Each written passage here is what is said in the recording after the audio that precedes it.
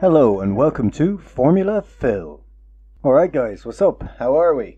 Today we're going to do a small video on Francois Cevert. Francois, as the name suggests, is a French racing driver who competed in Formula 1 in the early 70s before his untimely death in 1973.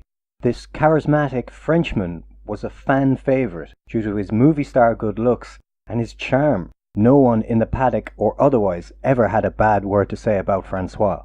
Cevert was also Jackie Stewart's protege, and the two shared a bond, the likes of which hasn't been seen in Formula 1 since. And I'll get to discuss that later, but first let's look at his stats. Over his 3 short years in F1, he had 46 starts, 1 win, 13 podiums, and 89 full career points. Though he had no pole positions, he had 2 fastest laps, and he finished 3rd in the 1971 Drivers' Championship. He also came 2nd in the 24-hour Le Mans in 1972, so obviously Francois had bags of talent. He also was a classically trained musician and a fantastic tennis player, a triple threat as it were. He was born in Paris in 1944 into a rather wealthy family, so the playboy lifestyle kinda came easy to him, though it has been said that he showed great humility and never thought himself better than anyone else. He cut his teeth in the French Formula 3 Championship, and after winning that, Cevert joined the Works Techno Formula 2 team in 1969. It was there that Jackie Stewart spotted his talents, and Stewart told his team manager Ken Tyrrell to keep an eye on the young Frenchman.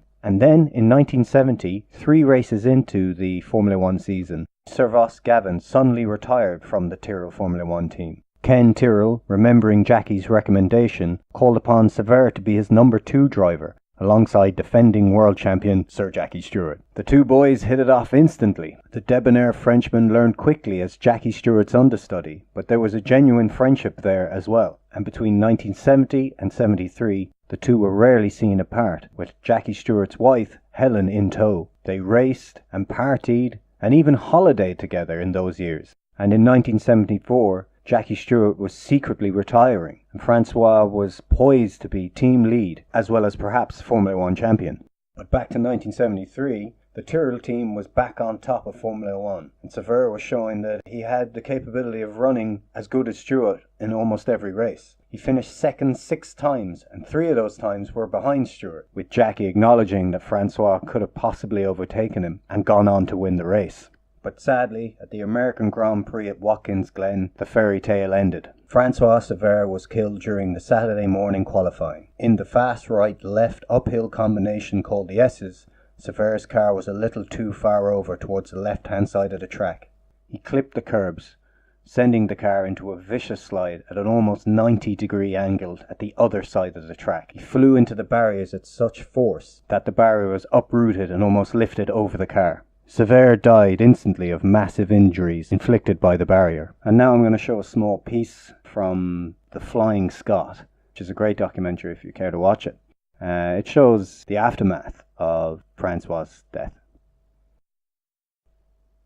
Francois was just getting stronger and stronger all the time, and it was very obvious to me that he was going to be a world champion. He was good enough to beat me, and he was hungry enough. And it was obvious that he was going to be Ken's number 1.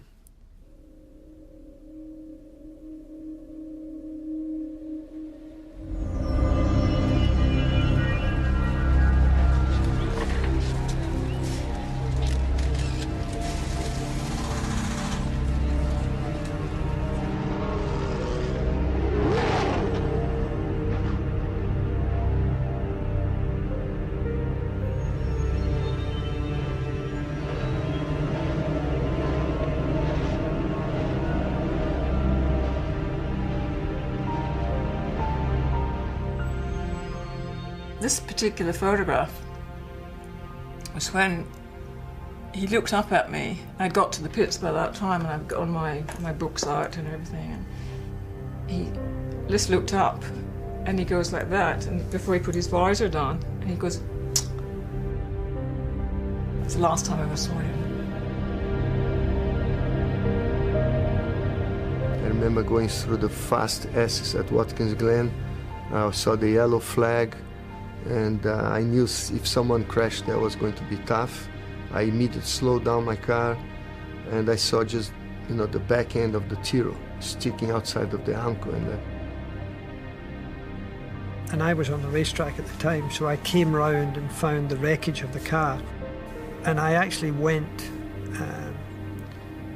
to the car, and Francois was still in the car, and they had left him because he was so clearly dead. Who is it? Cevert. Oh no. How bad is it? I was so distraught and disgusted by the severity and the destructiveness of the accident that I went back and got into my car and drove back round to the pits. Cevert. Bloody hell.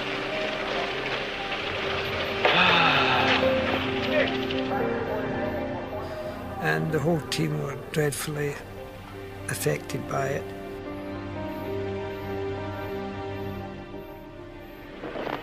They're laying on some hot drink in the Texaco car,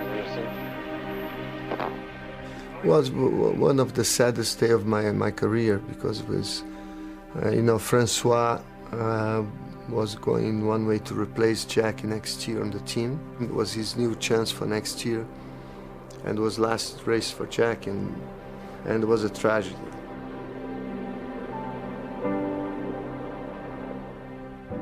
Harrowing stuff there from Jackie Stewart, Helen Stewart, and the other driver was Emerson Fittipaldi. And it's easy to imagine what a shining light Francois Cevert was, as they're so deeply affected by it even now, all these years later. It's terribly sad, and there's no doubt in my mind that Francois Cevert could have been a future world champion had he not been killed at just 29 years of age. Well, that's it. Hope you enjoyed the video.